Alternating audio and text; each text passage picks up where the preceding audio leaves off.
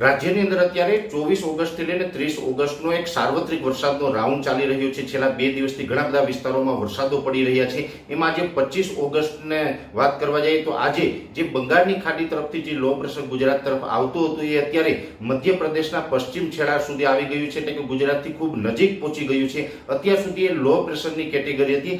આજે વહેલી સવારે એ વેલમાર્ક લો પ્રેશર બન્યું અને અત્યારે એ ખૂબ શક્તિશાળી ડિપ્રેશન બની ચૂક્યું છે। અને આ ડિપ્રેશન છે એ હજુ પણ ખૂબ મજબૂત બને તેવી શક્યતાઓ દેખાઈ રહી છે। અને આ ડિપ્રેશન છે એ હવે આજે 25 ઓગસ્ટના રોજથી આપણી ઉપરથી પસાર થવાનું છે। સંપૂર્ણ પસાર આપણી ઉપરથી થશે ત્યારે લગભગ 30 ઓગસ્ટ સુધી આ સિસ્ટમ આપણી ઉપરથી પસાર થવામાં સમય લેશે। ખૂબ ધીમી ગતિ આપણી ઉપરથી આ સિસ્ટમ પસાર થવાની છે અને ખૂબ મજબૂત બની અને પસાર થવાની છે। એટલે આજથી લઈને રાજ્યની અંદર અનેક વિસ્તારોની અંદર ભારેથી અતિ ભારે વરસાદની શક્યતાઓ છે, જેમાં ખાસ કરીને આજે ગુજરાત રિજનના તમામ વિસ્તારો, જેમાં ઉત્તર ગુજરાત, મધ્ય ગુજરાત અને દક્ષિણ ગુજરાત એ તમામ વિસ્તારોની અંદર મધ્યમથી ભારે વરસાદ અને અમુક વિસ્તારની અંદર અતિ ભારે વરસાદ પડી શકે છે। જેમાં ખાસ કરીને અમદાવાદ, ગાંધીનગર, આણંદ, નડિયાદ, બરોડા, છોટાઉદેપુર, દાહોદ, ગોધરા, મહીસાગર અને સુરત જેવા વિસ્તારો છે કે જેની અંદર ભારેથી અતિ ભારે વરસાદો છે આવનારા 24 કલાકની અંદર નોંધાઈ શકે છે। જો કે ઉત્તર ગુજરાતના પણ અમુક વિસ્તારો એવા છે જેની અંદર સાબરકાંઠા, બનાસકાંઠા અને પાટણ જિલ્લો છે એની અંદર પણ ભારેથી અતિ ભારે વરસાદની શક્યતાઓ છે। સૌરાષ્ટ્રની અંદર આમ જોવા જઈએ તો આવનારા 24 કલાકની અંદર 5 થી લઈને 7-8 ઇંચ સુધીના વરસાદો છે એ સંભવ છે।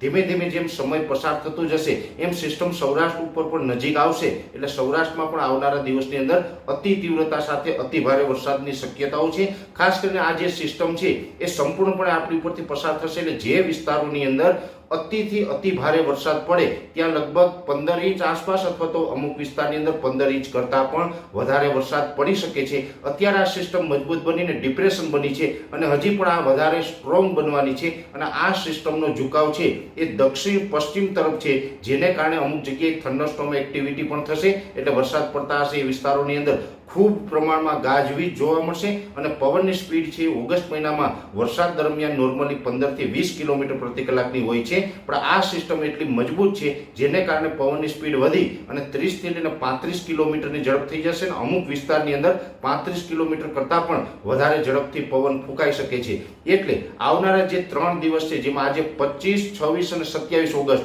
એમ 3 દિવસ સુધી રાજ્યના અનેક વિસ્તારોની અંદર ગાજવીજ અને પવન સાથે ભારેથી અતિ ભારે વરસાદની શક્યતાઓ છે। ખાસ કરીને આ જે વરસાદની સિસ્ટમની અંદર જોવા જઈએ તો કોઈ પણ વિસ્તારો છે એમાં કોઈ પણ જિલ્લાઓ છે બાકાત રહેવાના નથી। આ સાર્વત્રિક રાઉન્ડ છે। 30 ઓગસ્ટ સુધીમાં લગભગ તમામ વિસ્તારોની અંદર વરસાદ પડશે।